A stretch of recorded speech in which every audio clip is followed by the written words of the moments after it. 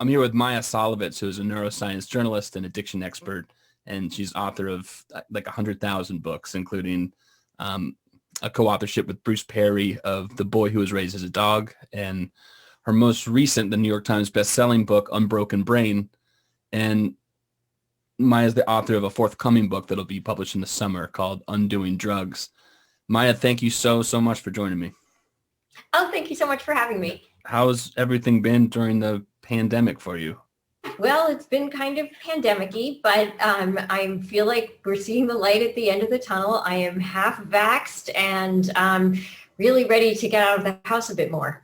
Has the current situation changed the kind of work that you're doing or research that you're doing or things that you're looking and thinking about? Well, obviously I couldn't travel anymore, but that turned out to be convenient because I was pretty much through with the research phase of my book and was mostly just at home writing or doing sort of follow-up interviews on the phone. But I had been traveling an awful lot before that, doing a lot of speaking and reporting and just research on the book.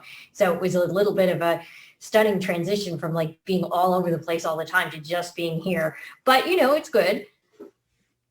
Can I ask, even though I know, but it's for the audience sake, can I ask you to give a little bit of background about how you entered the addiction field, if you can even remember anymore, because you have been like Sure. quietly a superstar in this field for a long time.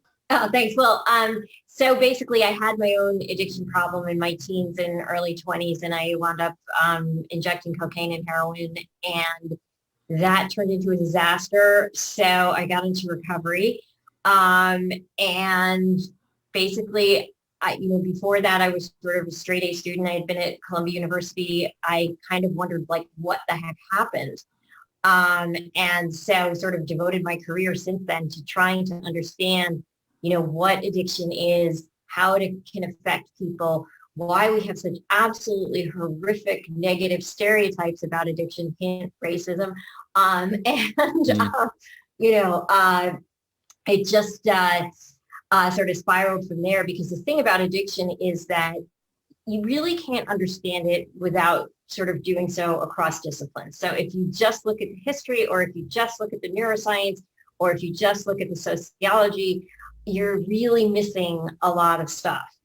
So this provides a very good education across the sciences in kind of being able to understand various forms of research and statistics. And I do not claim to be an expert on statistics, but I can tell when somebody's confusing correlation with cause very often, which a surprisingly large number of people try to do in this area, even though it's like sort of the error that even like a high schooler can pick out. Sure. But there you go. So anyway, so since then I've been writing about it, reporting about it. My work also kind of took me into trying to understand trauma.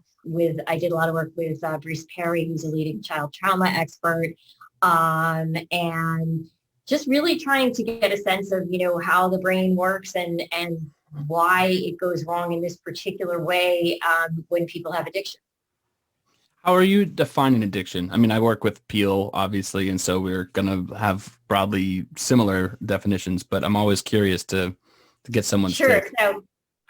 So basically, I just see it as compulsive drug use that continues in the face of negative consequences. And I know you've talked about non-drug addictions too. So, I mean, I know yes, that well, exactly. And when you say addiction, most people are thinking about drugs. So that satisfies right. that. No, it can be. You talk a lot about or think a lot about non-drug sort of addictions.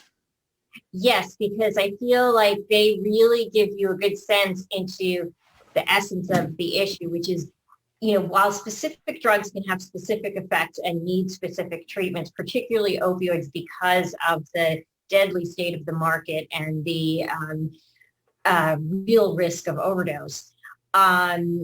The fundamental bit of addiction, which is compulsive behavior in the face of negative consequences, is the same whether you're talking about video games or whether you're talking about heroin. Obviously, when you kick video games, you are not going to be puking and shaking and having all that kind of withdrawal. But the focus relentlessly on physical dependence as being the same thing as addiction has caused tremendous harm. For example, in the 80s, Scientific American said, cocaine's no more addictive than potato chips. Of course, we now know that potato chips are addictive, but the thing was, back then that was a laughable statement. And we now know, of course, post-crack, that cocaine is one of the most addictive drugs around. Because if you're talking about compulsive behavior in the face of negative consequences, like you and I had this experience personally, you can know very, very, very soundly that you're going to shoot coke. It's going to make you anxious and paranoid. You're going to feel terrible. It's going to totally suck. It's going to make you want more, more, more. And you're going to do it anyway, even though you know all those things. And so, it's like you want it, but you don't like it anymore. And that dissociation doesn't really happen as strongly with opioids and alcohol, which is partially why opioid addiction and alcohol addiction tend to last many more years than stimulant addiction. And of course, some people who have stimulant addiction, when they just get so burnt out on it, just switch to a depressant addiction instead if they still haven't resolved what is driving the problem. But so, this idea that like you need to puke and shake and that is what keeps people from kicking, it's just ludicrous, because if that were the case, you could cure addiction by locking people in the closet for 2 weeks till the physical withdrawal was over. Right. Now, anybody who's ever had a genuine opioid addiction has gone through withdrawal many, many times. You don't just do it once. If you have physical dependence and you have, like, say you're in pain treatment, you have to take opioids every day, so you get physically dependent, and then something cures your pain and you go through the withdrawal, it's really no big deal. It's like a flu. And sometimes you don't even know you're going through it. Now, this can be a very different situation if the pain has not been cured. But this sort of relentless focus that physical stuff is more real than psychological stuff, the exact opposite is true in addiction. So it's in large part the relationship that you form with the drug or the activity that makes it an addiction. And so whether that's causing net destruction in your life or actually doing you a net good is a major distinction. Well, and exactly, like, I don't believe you can have a positive addiction. I think that's an oxymoron. I think that, exactly. If an activity is bringing you joy and connection and productivity and all the good stuff that you want, then that's not an addiction, even if you're devoting your entire life to it. Right. If, on the other hand, it's making your life smaller and more constrained and you feel bad about it and you feel trapped and you just can't stop doing it, even though you don't really like it that much anymore, that's an addiction. The idea that if you have been addicted in the past, that you could never use a drug again, or that you or have a vulnerability to become addicted to something else more so than somebody else. Tell me your thoughts on that, just at a basic level. So, I mean, it is certainly the case that some people do substitute one addiction for another. However, this is far from universal. And the vast majority of people, it really has to do with your taste. So if, like, for me, I can drink alcohol socially because I don't really like it that much. It's like cool. And, I like enjoy a little bit of buzz, but after, maybe 2 drinks, I'm kind of like, which I never had that with heroin or cocaine.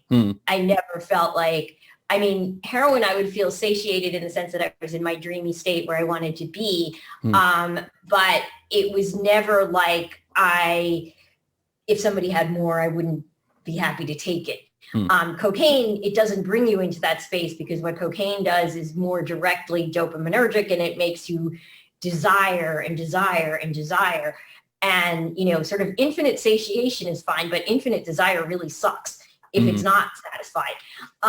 So I think, it really depends on the person. Some people, and it really depends on their psychological state and the kind of social support that they have and the cognitive stuff that they know about managing their self-regulation. There's just a lot of different factors, but it's definitely not the case that if you've ever had a problem with one drug, you will always have problems with all drugs. And if that were the case, basically people who had heroin addictions couldn't eat sugar probably. Right, that's true. That's a good point. Or caffeine.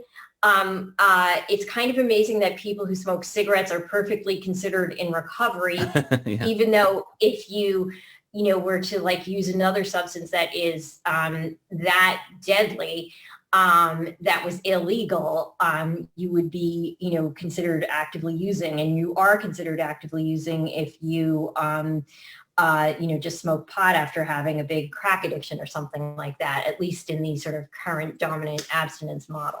Right. Smoking cigarette, tobacco it can be such a harmful habit. And if you take survey data at face value or take it seriously at all, it seems to be the toughest addiction to kick anyway. Yeah, that's funny. Yeah, People are perfectly in recovery if they're smoking. Yeah, I mean, nicotine is a really, really interesting drug. And one of the reasons that it is so popular, similar to caffeine, is that it really doesn't impair you. In fact, in certain circumstances, it may actually enhance performance. Sure. So these are the kind of drugs that we love to not consider drugs in America, because anything that enhances performance in America has got to be good. On one level, the idea that, okay, I mean, it's just a complete farce to say that if you're addicted to one drug, okay, you can't ever do any drug again. That's like low level.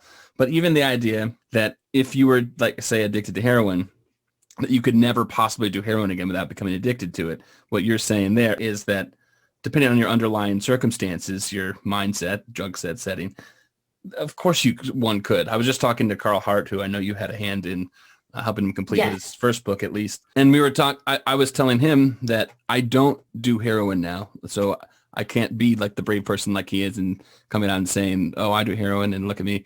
But I can say that I'm in a space in my life at the moment that I'm very familiar with what heroin does, even though I've been addicted to it in the past.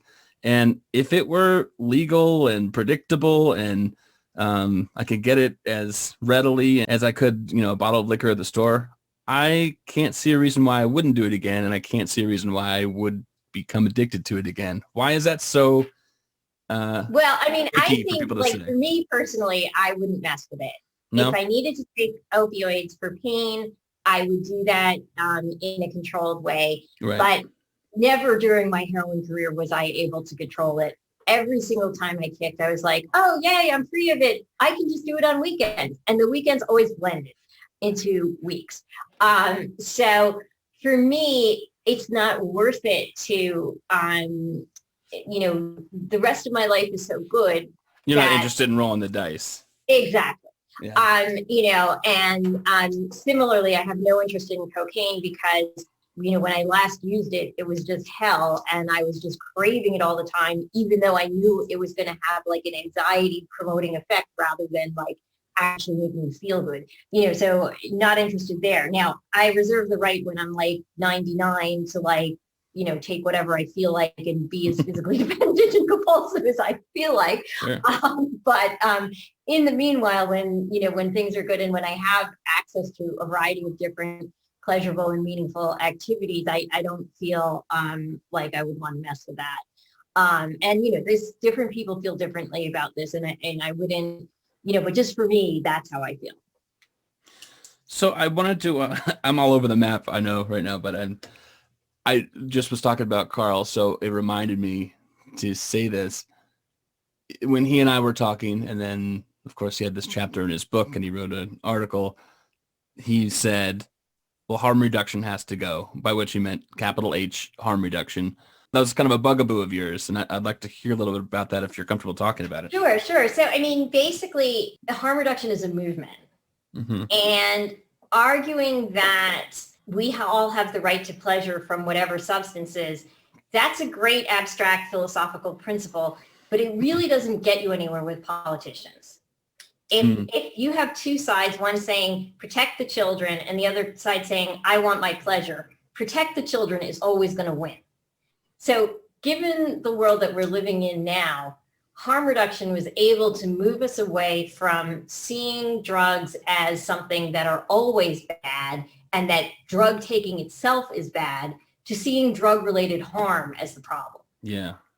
To me, that helped create a climate that moved us as far as we have moved away from prohibitionism, which, at least at the moment, is mainly rhetorical. However, New York State legalized marijuana yesterday. Yes. I think New Mexico did it today. Yep. In the 90s, we could barely dream of anything like that. let alone having states actually decriminalizing possession. And how did we get there? We got there by harm reduction. So while I understand the point he's trying to make, which is that like we should focus on not always be focused on drug-related harm, I feel like the reason we focus on drug-related harm is because that's a problem. Pleasure is not a problem. Just go have it. Right. You know what I mean? Like, I don't care. If I'm the government, I shouldn't be caring about you having pleasure. I should be caring about you having pain. And, if you have pleasure, that should be your business totally. But if you're hurting yourself or someone else, that's when policy should be trying to make a difference. I think trying to make policy like, let's make everybody happy. I mean, maybe when we get after like having no rape and stuff like that.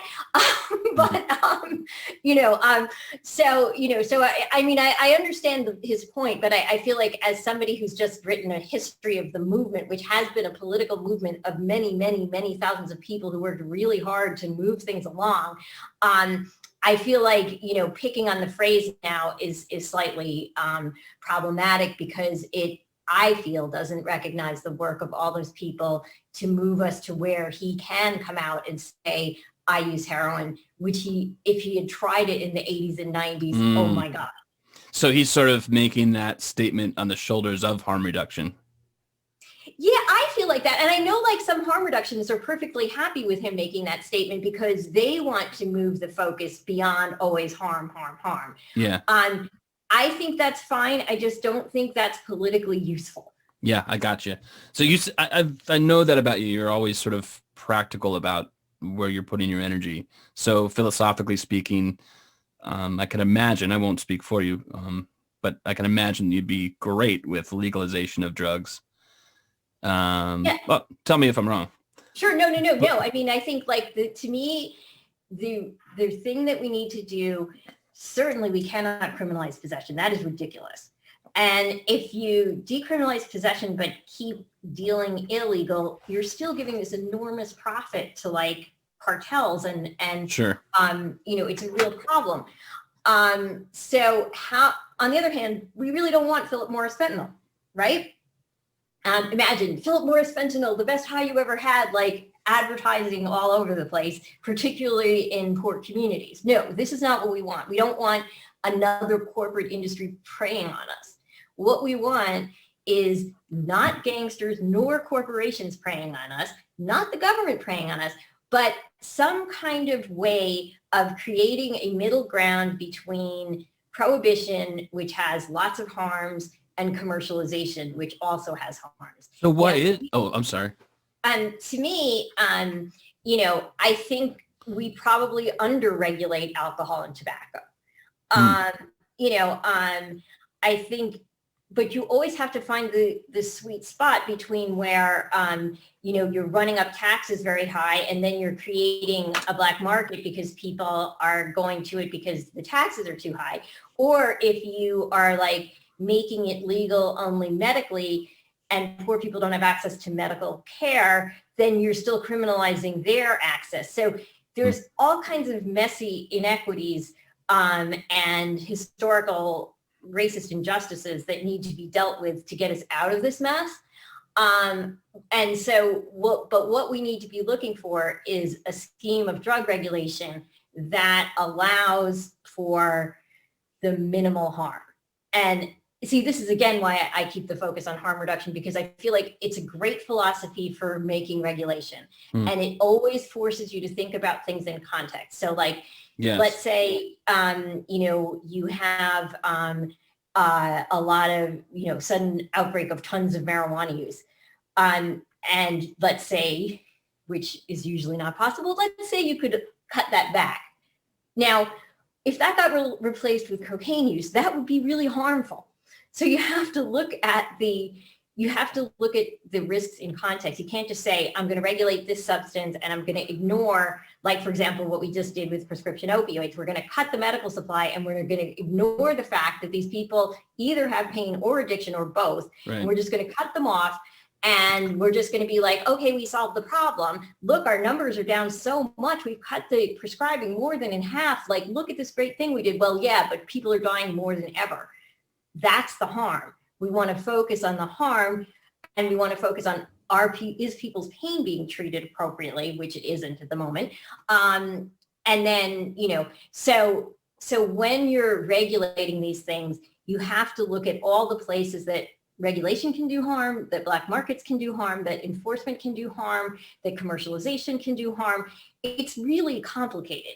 And we really want it to be simple, just say no, or drugs are fabulous, and it's not. It's like we have to balance the risks. And we're seeing this in COVID now, which is why harm reduction again has come up, because, nobody's going to be abstinent from socializing. Like, that's not really humanly possible. If you look at the horror of solitary confinement and how horrible people do psychologically in that state, it's just, it's inhumane, and we shouldn't have any of it. But, we've been sort of pushed into a lot of social isolation because of the pandemic, and there really wasn't much else to be done. But people are not going to be able to tolerate that forever because, physically humans need to touch each other. And, we need to connect. That is the fundamental way that human beings relieve stress. So we need to figure out, okay, what activities are the most risky and how do we protect ourselves during those activities, rather than saying, nope, just don't go out ever. So Carl's sort of saying, like, if we could get rid of this drugs are bad narrative, at least to the extent that it's mythology, then wouldn't that be a nice way to make tackling these policies a little bit less rigorous? And you're saying maybe, but like, we can't hold our breath until we get there. Like, that's really kind of the genius of harm reduction, I feel like. Right. Because it's like, it recognizes that we don't change overnight. Right. You've got to meet us where we are. And sometimes where we are is that we're prohibitionists. And so, not me personally, I might say, but, you really need to do the realistic thing that can help change happen. And sometimes that's only going to be a small amount of change. And sometimes a small amount of change will open the door to an enormous amount of change. So I think that, I totally get what he's saying, and I understand why people are like, can we just stop focusing on the negative stuff all the time? And I applaud people who want to move into that space and start working on that space. But like I said, my personal and practical concern is for people who are hurting. Not people who are like, okay, and want extra pleasure. And so, that's just, and I mean, again, that's just my preference, but I do think that as a society and politically, it's a lot easier to get people on board for a harm reduction message than it is for a my right to do drugs message. And, people really tried my right to do drugs in like the 80s and maybe even in the 90s. There was a lot of sort of not civil rights, I would say it was a rights-based approach, about like, it's unfair that you have the right to do alcohol, but you don't have the right to do opioids. And yes, it is unfair and it's wrong and it's racist and it's stupid. But when we're living in a climate of what about the children, arguing for your right to do something doesn't really change the game. Right. So I don't want to belabor it. First of all, sorry if I just made it seem like I'm positioning you against Carl, because I know how simpatico you are in so many of your views. Yes. So I'll just flag that. That's not the case. No, I mean, that's funny because it's like, I'm very curious to talk with him about that, because I'm sure he would immediately recognize that my point also has merit. Sure. It's just sort of a different way of looking at it. Yeah, exactly. That's what I'm so curious about. So, I mean, like you said, the beauty of harm reduction, of course, is you're meeting people where they are, or meeting policies or problems where they are, and figuring out a way to get the best consequential outcome given what your ingredients are. And so you can just do that over time. You can sort of scope out what are the worst problems right now and how can we minimize those. And that's just like a universal forever thing that you could do, and it tends to make progress. And so you mentioned like your focus isn't really on how do people who are doing okay, who want to seek pleasure, like how do we make so that they're freer to do that? But the people who are really hurting, how can we get them on track? Do those overlap in some ways? I'm thinking about it as people who are hurting also are trying to seek pleasure, and they're the ones who are limited the most from accessing that. Yeah, I mean, but I think that like what we worry about with those people, or what we should worry about with those people, is not how do we, I think it's more the question of escape. So you don't want to be promoting life circumstances that people want to escape, and you don't want to be promoting escaping coping mechanisms that are harmful. Mm. If most people who use drugs are not going to get in trouble, but the people who do have several characteristics that that tend to be, in virtually everybody who has addiction. So it would be, there's a lot of child trauma. There's outlying temperaments where people just don't fit in socially, and also have sensory or other issues that make them feel different and make them seek a better way of coping with the world. And if you have trauma in both of those, then, your risk is super high, not 100% by any means, but a lot higher. And then, there's also people who just, their life circumstances are terrible, and they, are looking for ways to, feel good, feel better, feel okay. The whole American Puritanism kind of stands in the way of pleasure arguments. Mm. And if somebody wants to take that on, that is fabulous, and they should go for it. For me, because I had an addiction, and because people with addiction are especially oppressed, I am going to continue to focus on how to get them out of under this horrible system. Some better life circumstances. Yeah, I see. Yeah, fair enough. So how do you think about MAT and its utility and its limitations in the realm of harm reduction? Sure. So first of all, I don't call it MAT. The reason is that, we don't have Prozac-assisted treatment for depression. Right. Medication is treatment. Yeah. And what do you call it? Single out addiction for your real treatment is like the counseling, because of course your problem isn't really medical. That bothers me. So that's why I don't like that term. I also don't like that term because it lumps in naltrexone along with methadone and buprenorphine. Uh-huh. Methadone and buprenorphine are both proven to cut the death rate by 50% or more, and naltrexone isn't, and it scoots in there as if it has the evidence, and in fact, it may harm people. So while I do know there are some people that benefit, I am very concerned about people coming off of it who actually may be at even higher risk than people coming off of methadone or bupe, all of which are at very high risk. So right. So there's two tracks. One is like a harm reduction track where people are substituting a drug that's at least a good proxy for the drug they were using. But then there's another lumped into that category. If we're calling it MAT, it's almost like a more anti-drug mentality of naltrexone and right. And I mean, I think if naltrexone doesn't make you completely pleasureless or anxious, and it works for you, and it relieves the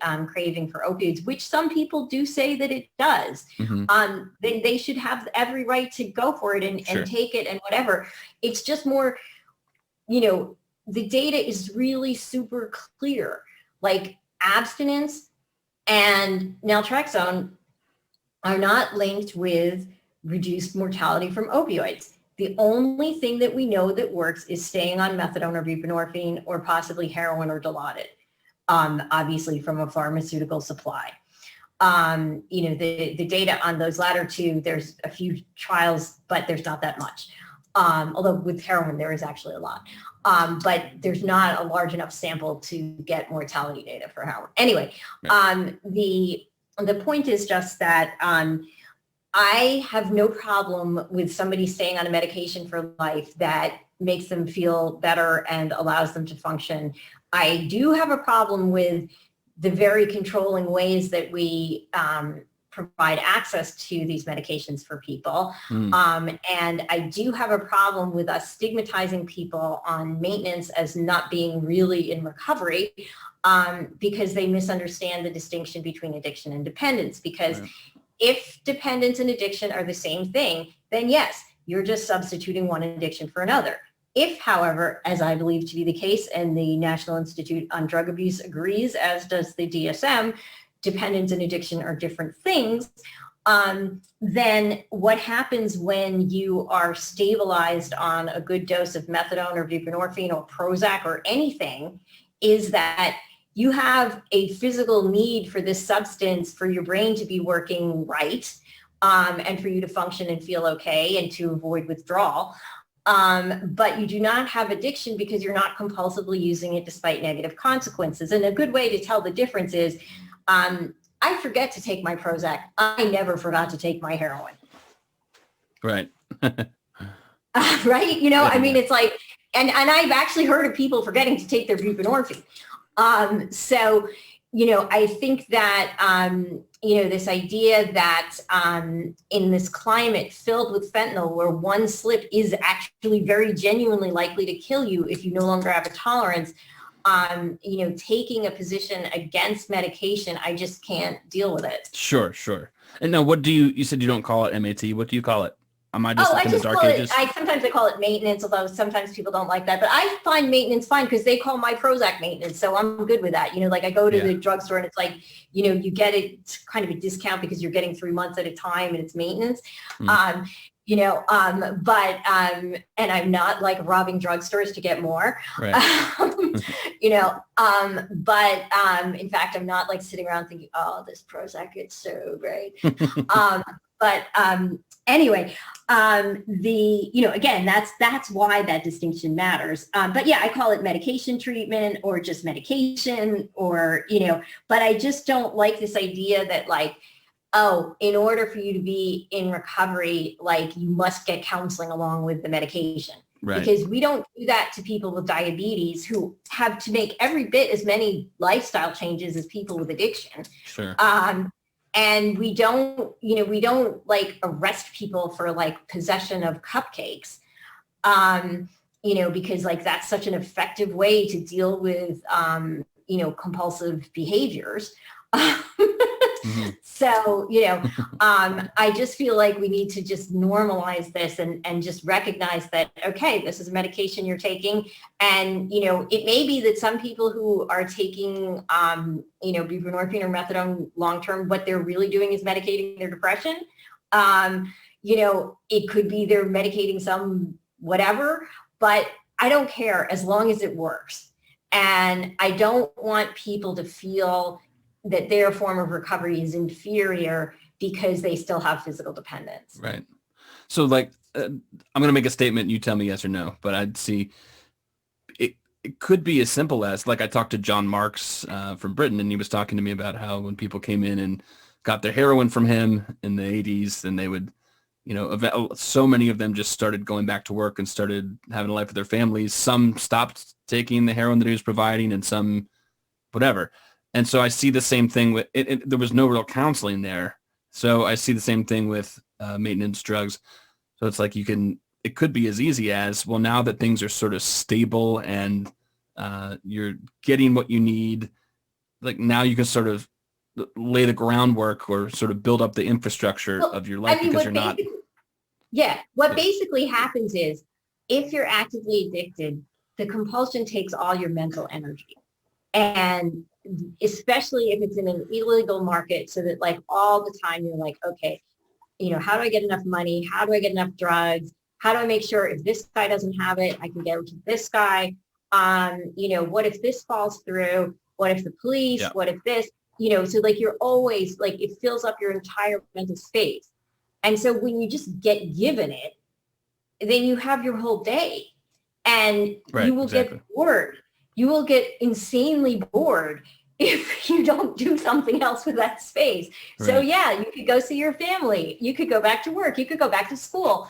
And that's really what happens. It's really about, you know, taking away the thing that makes the behavior especially compulsive. And this is why I do think like non-drug addictions like gambling are especially interesting, because that takes up that same kind of space. And, people use it deliberately to do that. And the reason that it becomes compulsive and addictive is because of the intermittent reinforcement. Right. And so it's all about the pattern in which you are engaging in the behavior. When you replace that with a very boring, you get this, that's done, next day, same thing. When you replace that with a really boring pattern, you don't have space for that compulsion. Now you may, if you don't have other sources of pleasure and comfort, if you don't have them, you may substitute another compulsive behavior. Right. But you may just fall in love with somebody or realize that, hey, I actually am good at math. Maybe I want to, go to graduate school or something. This would not be me. Whatever it happens to be, maybe you want to like lift weights or, go dancing or, play in a band. Like all those things that, give people pleasure become available again. If your life circumstances are such that you're bogged down by something, or you're lacking resources or maybe skills or, things that generate positive experiences, then just substituting the drug can just possibly leave you in a state that, okay, you do have the routine down, you do have the predictability down, you do have the safety down. So good. How could you knock that? But to move forward, you would need something else. And so what would you suggest to that end? Well, this is the thing, and this is why treatment is generally so bad. Yeah. Like you can't prescribe fall in love, find meaning and purpose. I try to. We try to, exactly. And we say, look, you can serve God through the 12 steps and you can serve others. And this is a great source of meaning and purpose. And some people genuinely find that. But a lot of people don't. So because this is hugely, hugely individual, the person needs to either through their family, through their networks, through their friends, through the internet, however they find it, find something that they like, that gives them comfort and pleasure and purpose. And, that can be difficult. But the basic thing is to just keep trying things, and also to realize that since about half of people with addictions also have another mental illness, if you don't get that treated, not to mention trauma issues, if you don't deal with those things, you also may not be able to avoid engaging in some kind of compulsive behavior. So if you're depressed and you can't experience pleasure because you're so depressed, then giving up the drugs isn't going to make it any better. You may need talk therapy for that. You may need medication. You may need a combination. But you need to figure out uniquely what is wrong with, what is going on with you, so that, because people don't become compulsive about a substance or behavior for no reason. The reason that I hear this story all the time. Oh, I had to get surgery and the doctor gave me like OxyContin or something, and it was the most amazing thing ever. And so I realized, oh my God, I better not have access to that. I don't want to do that because I don't want to mess up my cat. I don't want to mess up my children. I don't want to mess up my husband. I don't want to lose my job. This is amazingly pleasurable, but this is, whoa, I better step back. And that's actually the more common response to intense drug euphoria. It is not the go for it. Yes, this is the most amazing thing. I'm going to just do this forever. That happens if you don't have the cat and the husband and the, job or whatever, or a dog, or a fish or whatever it is. But I think, all of these things relationships, pets, exercise, work, music, dance, art, whatever it is for you, those are the things that are going to allow you to, to make the changes and to continue to avoid relapsing into compulsive behaviors. You might imagine if you asked a room full of 1,000 people, how many of them have taken a prescription painkiller or narcotic painkiller, that a ton of them would raise their hands. And then if you asked, depending on the crowd, I guess you could have a sampling bias, but then if you asked how many of you are addicted to opiates or painkillers now, that very few of them would, let's say, as a professional setting. And as you say, it's like, well, what do those people have? It seems to be like values or good lives or things that are more interesting than the pleasure that arises from taking a painkiller, things that usurp and then pleasure. It's also important to note that like about a third to a half of people who take any particular opioid actually don't like it and find it nauseating and numbing. Yeah, right. Well, you wrote an article that's like, most people outgrow addiction, whatever it is. So why don't we ever talk about this? And our book was called Outgrowing Addiction. So it could look like that we were just like, oh, let's take this article and turn it into a book. But I promise. No, I know stands for forever. Yeah. That's true. But we come to obviously the same conclusions. And I think people mistake what I'm saying. It's like you say, it's very difficult to prescribe because it's a very individual level that you would need to prescribe, oh, well, you need purpose. Not everyone needs more purpose. Some people have purpose in their lives and don't have something else. So it's a very unique set of, life modules that somebody would have to sort out. So that's sort of how our entire book goes. So we get charged all the time, or at least I do, with saying, well, if you're just saying that most people grow out of their addiction, then you're saying you don't care about the people who don't grow out of it. It's like, how do you get that from that? Right. Well, I mean, basically, I think the thing to know about the fact that most people outgrow addiction is that there are ways that they do that. So what can you learn from those people and to tell the people who are having a little bit of a harder time? And, obviously it's a lot easier to outgrow it if you suddenly get a fabulous job and you get married and you have this gorgeous little baby, as opposed to you're unemployed and you're unemployable and you just got out of jail and you're homeless. So it's going to be a lot easier for the first person in those scenarios to outgrow it than it is for the other person who has to survive on the street. So you have to realize this, and this does not mean that the people who outgrow it have better values or better anything.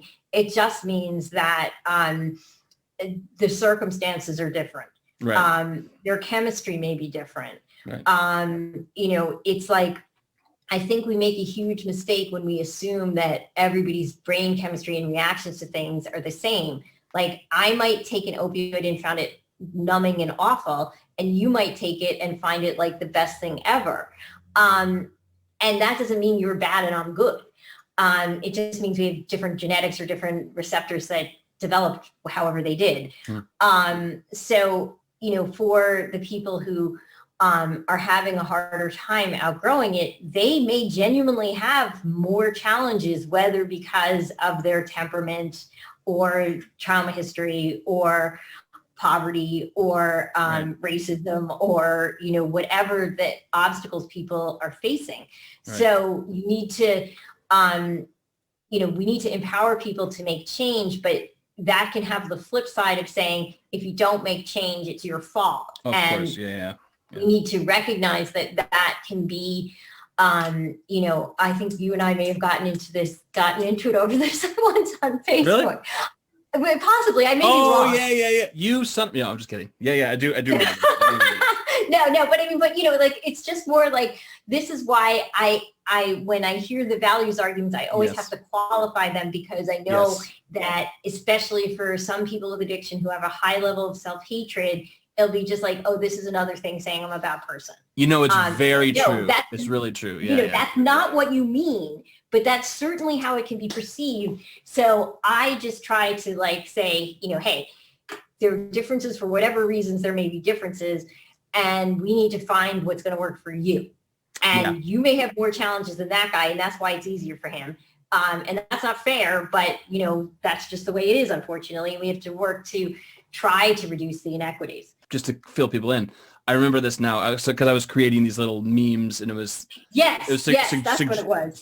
Suggestions for the way that I meant it. If you looked at it collectively, it's like, if only you could get yourself in a position where these things were priorities to you, rather than, say, survival, which is often the case, then it would be generally more beneficial to live out pro-social, long-acting values that have long benefits to them. I mean, you can value a trillion things. There's so many things that you value that are competing for your attention all the time.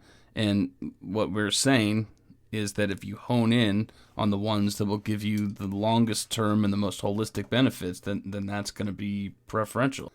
But not to say that if you don't have certain values, or you have the wrong values, that you're bad or that your addiction's your fault. And yeah, I remember. No, and I mean, that's like, I've gotten into that with Stanton too, because it's just like, it can come across as another whole set of moralizing. Yeah. And I know that's not how it's meant, but I also know that is definitely how it gets perceived sometimes. And I think like the way through that is just to say, you might have the strongest values in the world, but if you have no way of enacting them materially, like right. You have no job and no education and you have a criminal record and you're homeless, like right. It's not going to matter. Like you have to get those fundamental problems sorted out. Yeah, well, just to close the loop on that, I mean, we do say those things that you just said, and we say it in a billion different ways. And I think that anything anyone says in isolation or out of context can sound bad or mean or moralizing, but just to save face here, all that I or Stanton has ever said about values is that if you're a person who pursues a drug or a person or a relationship to an involvement to the extent that the rest of your life is in shambles, and you want to improve your life, and I believe it's self-evident that you'll need to reprioritize those values. And those captions that I was creating that you and I got into began with that and said, you know, if you're unsure where to start, then you might think about some of these 12 or however many values that people who tend to live balanced lives also tend to prioritize. So I agree that anytime one talks about values, one risks being called a finger wagger. But taken all together, you and I are on the same wavelength. Yeah. And this becomes very complicated because all people want to have, you know, a sense of agency and a sense of control over their lives, but they can sometimes use that to beat themselves up and say like, well, I chose this, that's why I'm homeless. And like, no, I mean, maybe there's some cases of that, but I believe those are relatively rare. It's more like, you know, circumstances can really suck. And we have to be able to address that unfairness and help people be able to have access to the things that will allow them to live their values. Because I believe, with probably the exception of, you know, psychopaths and sociopaths who are basically the same thing, with the exception of such people, most people really want to connect to others, to be kind, to have a world that's reasonably fair. And, you know, they want to be in circumstances that can allow that. And they don't want to be like, I'm the one rich guy living on the top of a garbage heap and everybody else is at the bottom. I mean, sure, there are some crazy psychos that, psychopaths that believe that and want to live like that. And I just don't understand that. But for the rest of us, you know, most human pleasure is in connecting and in understanding and in helping other people understand things. And if we can help people get to the place where they can have those strong social bonds that relieve stress and make us feel good and, you know, have the greatest joy, that's all good. Now, obviously, it's a bit harder if you're like me and you're on the autism spectrum and it's like hard to connect. But that doesn't make you bad. Do you have trouble? Is that something that you have difficulty with? Well, I'm pretty much okay now, but as a child, I struggled enormously, especially because I was like so often in a state of sensory overload. Yeah. And so, you know, I was just like, I don't know, I was just like really obsessed with ideas as a kid and things. And so it seemed like I was like really selfish and bossy and didn't like people, but it was more like I really, really, really wanted to have friends, but they just weren't interested in the things I was interested in. Wow, you and I have that in common, like that whole thing in common. I still am always sensory overloaded in a sensory way, but Yeah, well, I mean, and like that, it was when I read an article in the New York Times about Asperger's syndrome. I was like, oh my God, that's me. That explains my entire life. Yeah. And why I'm sure that drugs were so welcome, illicit drugs like heroin or cocaine or well, no, like exactly. oblivion. And what I found really interesting about that is, when I wrote the book, Unbroken Brain, I kind of thought like, oh, well, like, it's just weird to be on the spectrum and be addicted. And like, I'm probably kind of unusual.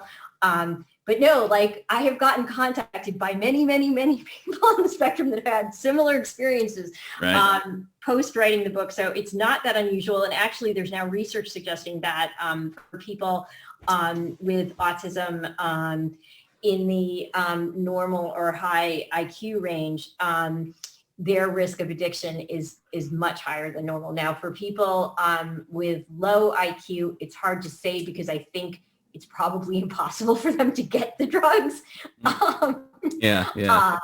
Because like people think they're too weird to sell to them or, whatever kind of reasons, or they're, in a place where they just can't access them. So it's very hard to know if they would actually be at higher risk or not, but you can see it in the rest of the population. I would love to get into that. I guess we don't have time now, but there is something about, I'm always thinking big picture on things. And to some extent that's a boon. And to some extent it's just like makes me a pain in the ass in normal function. Like I work in a school system. And so when I'm trying to ask like systems questions, it's just it annoys people. And I'm always trying to balance that. I feel like that has been me with like sensory agitation plus huge ideas that annoy people, or just like my MO my whole life. So someday we'll have to talk more about that. Yeah, no, I mean, it's like, and like, it's really, I don't know, it is really interesting, but I continue to say this in my interviews, and I will continue to say this. Somebody needs to research sensory issues and addiction. Yeah. Because like I wrote about this in the book, like there was, I was on some family list where family members were talking about their addicted loved ones, and they were talking about, they couldn't deal with the tag on their underwear. Yeah. And I was like, wait a minute, am I in an autism parent group?